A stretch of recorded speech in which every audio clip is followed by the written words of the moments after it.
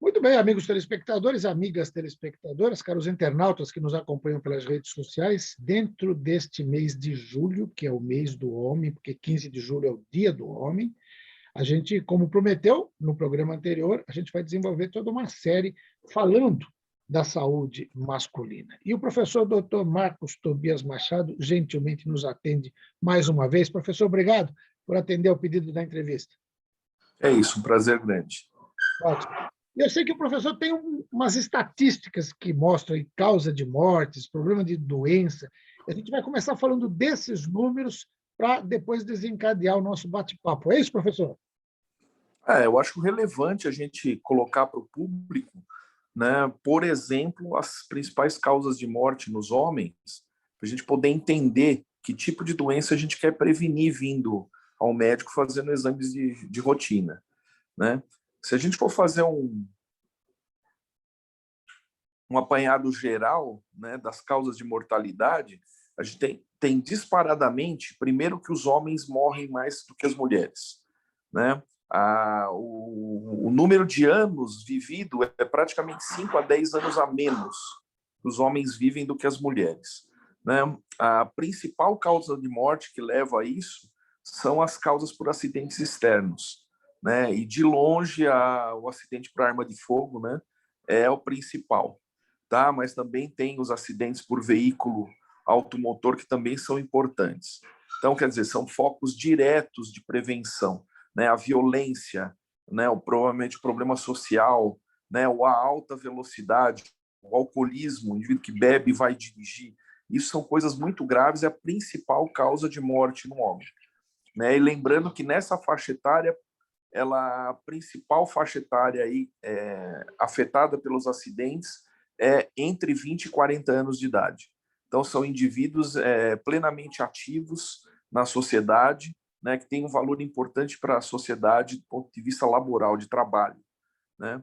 Então, essa é a primeira coisa. A segunda causa mais importante são as doenças cardiovasculares, né, onde a grande maioria delas está ligada ou a problemas de estresse, ou a hipertensão e diabetes, que são doenças totalmente preveníveis, né? E também há problemas de gordura no sangue, acúmulo de colesterol e obesidade, que, se você for ver, são causas totalmente reversíveis, preveníveis de problemas. Né? E todas essas condições que eu falei vão levar, invariavelmente, aí, a aumento no risco de eventos cardiovasculares fatais, como o infarto do miocárdio, infarto cardíaco e os derrames, né, os AVCs, os acidentes vasculares cerebrais. Então, esses são causas importantes de morte e também de morbidade, de doença.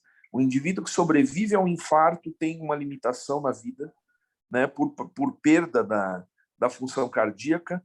O indivíduo que tem um derrame muitas vezes fica com alguma sequela neurológica e tem uma qualidade de vida bastante diminuída.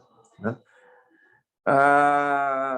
Depois, a terceira principal causa de morte é o câncer, né, onde disparadamente o câncer de pulmão e o câncer de próstata lideram essas estatísticas de morte, né, seguida por outros tipos de câncer, né, e já isso incide numa faixa etária mais avançada, acima de 50 anos.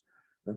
E a terceira causa de morte seria basicamente, a terceira é essa, a quarta causa de morte seriam problemas do trato digestivo, onde quem lidera aí são os problemas hepáticos, né, principalmente a cirrose hepática secundária ao alcoolismo, que é um outro vício do ser humano, né, que deve ser eliminado. E a quarta causa são as causas infecciosas. Você imagina que no Brasil morrem por volta de 10 mil brasileiros de causas infecciosas por ano. E agora, na pandemia, se a gente for dividir esses 500 mil por 2, nós estamos mais ou menos com 200 a 250 mil mortes por ano nesses 2 anos, absurdamente mais alto. De maneira que o número de mortes aí nesse último ano, com relação aos anos anteriores sem pandemia, está 30% maior.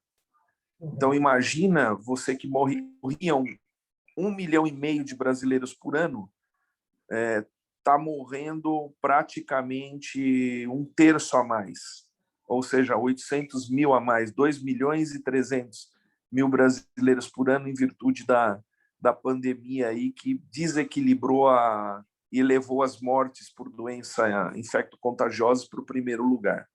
Né? Então, esse é um cenário que eu acho que, se você quiser comentar, quiser fazer alguma pergunta em cima disso, é aí que a gente tem que trabalhar a prevenção, né? A saúde do homem e a prevenção. Correto. É exatamente isso. Enquanto você estava falando, eu estava imaginando aqui, se eu estiver errado, lógico, você me corrija, mas parece que um problema, os maiores começam, lógico, pelos acidentes, que aí são inevitáveis, quer dizer, você não tem como prevenir, quer dizer, tem, desde que tenha cuidado, não dirija alcoolizado, faça manutenção do carro, essa coisa toda, respeite as regras de trânsito. Mas, nas doenças daí para frente, parece que uma vai sendo decorrência da outra. Se num primeiro momento você tem as doenças cardiovasculares aí, gordura no sangue, essa coisa toda, isso também vai implicar nas demais se você não tratar anteriormente, né? Se não tiver uma qualidade de vida. Então, você vai chegar no câncer, vai chegar depois nas doenças mais especificamente urológicas, é por aí mesmo, é uma cadeia que vai acontecendo? Eu acho que todas elas têm o seu foco, né? Mesmo a parte dos acidentes, isso é um problema educacional. Né? Por que ninguém morre atropelado na Suécia há 10 anos? Isso é um problema de educação. Só aí se aprende de direção. Não se pode comprar carteira para dirigir.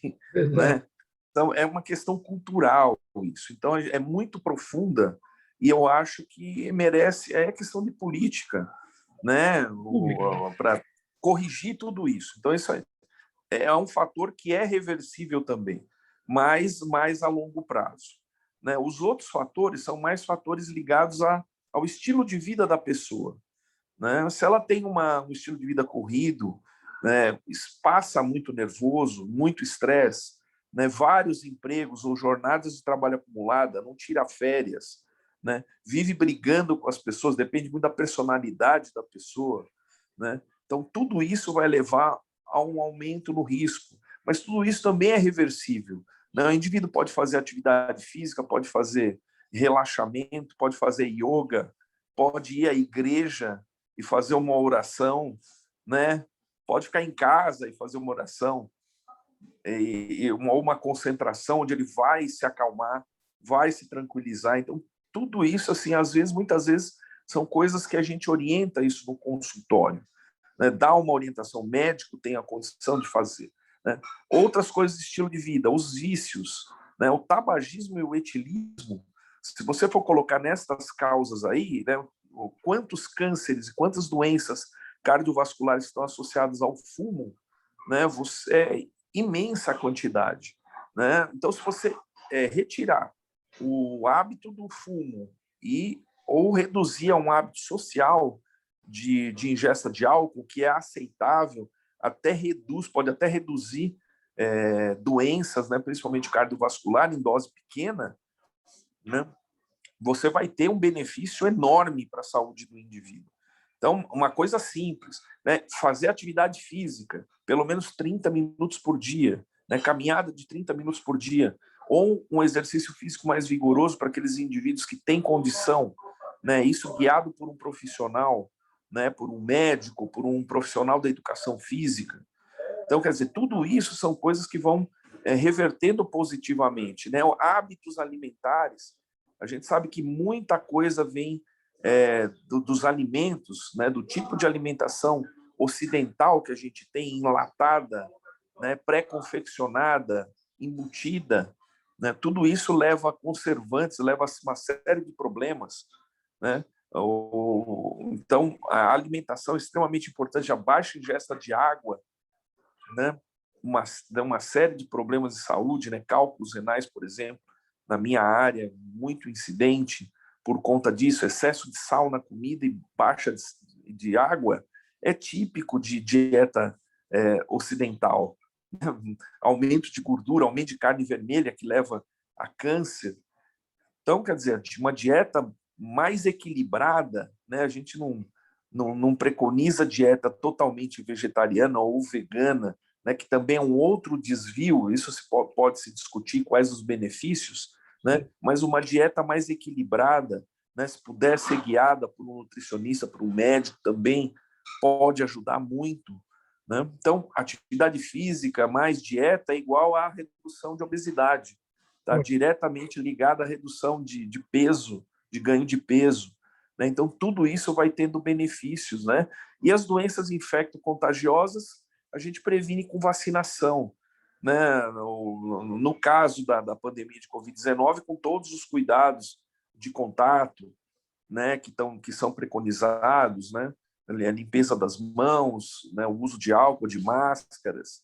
Então, assim, a gente tem como prevenir a grande maioria das doenças e aí tentar equilibrar essa coisa da saúde do homem para ganhar esses 5, 10 anos de diferença que tem com relação à mulher, porque a mulher se cuida.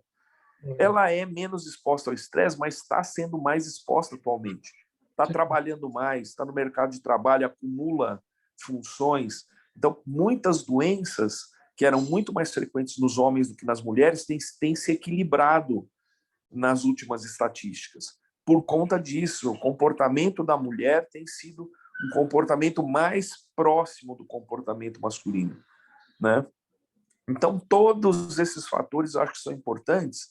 E aí, eu acho que a gente deixa um gancho para perguntas, né? E começar a falar dessas condições, né? O urologista como médico da saúde masculina, né? Junto com o clínico ou o cardiologista, né? São os dois médicos aí que fazem o pilar para a prevenção da maior parte das doenças do sexo masculino.